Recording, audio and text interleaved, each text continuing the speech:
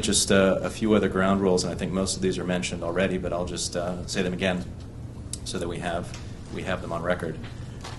We have received some questions already by some of you, and we have not yet answered those, but we will answer those. And we have a deadline of question submission 5 working days from today. So by Monday, COB is the end of time after which we will not accept written questions. And we will get those answers out in the form of an addendum to the RFP just as soon as we can, because of course we recognize that the proposal due date when you're supposed to get it back is May 19th, I believe at 2 p.m. Is that correct? Yeah, 2 p.m. on the 19th. Let's see. In terms of question and answers, the Q&A period of today is really a discussion. So you should not assume that anything that we say necessarily in the Q&A session here is official. The only ones that should be considered official are the written answers to written questions. So really today it is a discussion, although we will attempt to answer your questions as best we can. In the written questions, what I will say is that some of the questions that you may ask may assume a certain particular solution. And in those cases, what we're trying to do is leave ourselves open, because those written answers effectively become part of the RFP, and essentially they become part of the contract after the fact. So we don't want to box ourselves in. We want to keep this as open as possible. So it may be that we answer your question with, we are looking for the vendors to propose that as part of their solution, or something like that. We're going to do our best to make sure that your questions are answered in the way that you're looking for, but it may be that some questions are answered in that way. We did mention that we are taping this. I'm not sure if CTO Kundra mentioned this or not, but the video will actually be on our wiki site. The wiki address is on your agenda, so you should have had one at your place. It's down there at the bottom. In addition, I believe the video will be posted on YouTube, sort of for full transparency. This is our way of ensuring that. Let's see. Lastly, just to reiterate the ground rules for the Q&A period, please, when you do ask questions, we ask you to say your name and the company you're representing. We'd like you to speak slowly and clearly. We don't have the ideal audio situation here, so we will need you to speak directly into the microphone so that we can pick up your question. And finally, just to reiterate what Annie said, please do turn off your cell phones so that we don't have any interruptions. Any other points from the team? All right, the rest of the time is yours. We've slated this room until 2 p.m. We don't have to go that long if we don't need to, but we're looking forward to your questions. Thank you. And we'll start by anybody who raises their hand. Yes, please. Please come to the table. Ken Pittman, Vantage. I wanted to know, you had initially mentioned that there would be a move from data.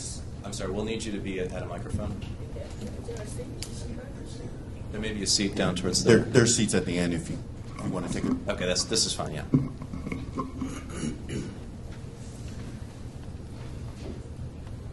I'm Ken Pittman from Vantix. I wanted to know, you had mentioned a move from one data center or one location within District of Columbia to another location. Could you be specific as to where exactly that final position will be for the initial move? I know there's 2 moves of ODC1 and ODC2.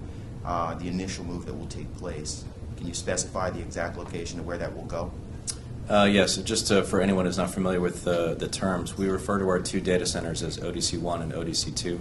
ODC2 is the data center that will be moving first, and that is, it's been publicly stated, I believe, that it's moving to the Unified Communication Center in Anacostia. It's, I think, 2720 Martin Luther King.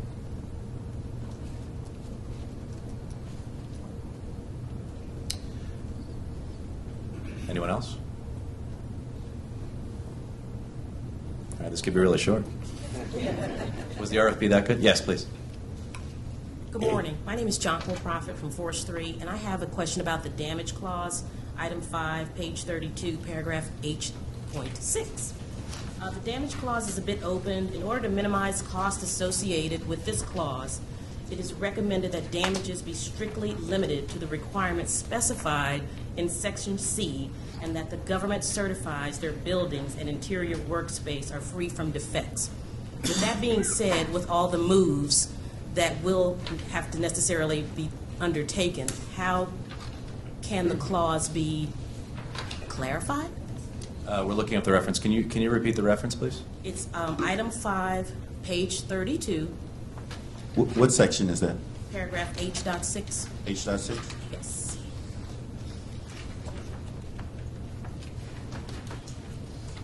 So if you're moving equipment and one of your buildings is damaged, or existing equipment,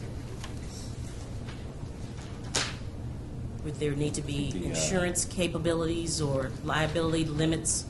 The wording here is a little different than what. Can you read exactly how yours is written, please? I don't have the actual. Okay. The contractor shall be responsible for any damage to the building, interior, or their approaches in delivering equipment covered That's by it. this contract. Okay. Okay, there is an insurance clause, and that clause that he just read means exactly that. You're responsible for any damages that you do to the building. If you're delivering equipment and you crack the wall, you break the plaster, you're required to repair that. So that clause is meaning is exactly what it said. You're responsible for any damage that you cause during the delivery of the equipment. Removal, same thing if you were removing. If you're delivering and your truck backs into the wall and breaks the door, you're required to repair it at your expense. So that clause means exactly what it says. Thank you.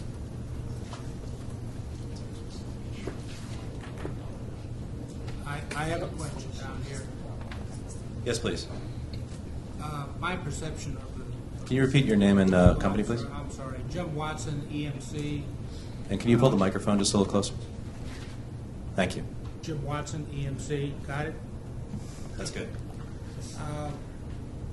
My perception of the procurement is that it's a fixed price, commercially available, off-the-shelf products because it's a business solution.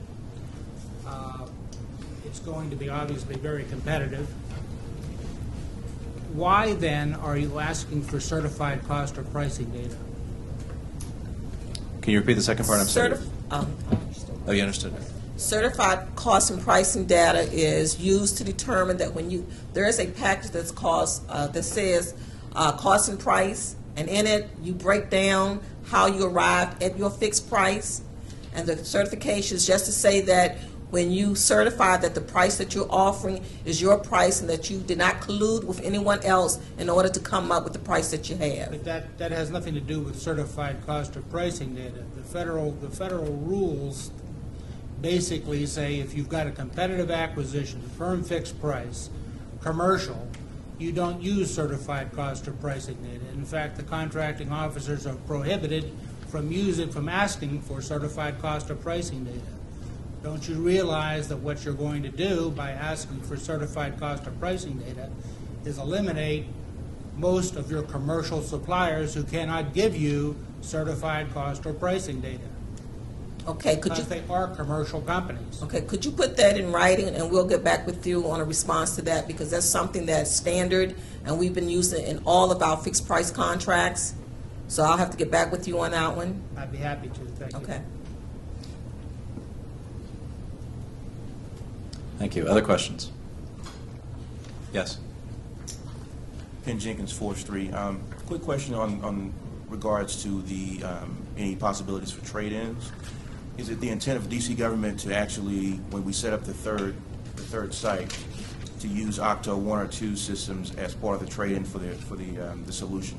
Do you mean existing systems that are Existing currently in the data systems. centers? Boy, that'd be great, wouldn't it? Yeah, I think if that's an option, we would certainly like to explore that, yes. We don't have a firm commitment on that, but I would say that we would definitely be interested in that as a possibility.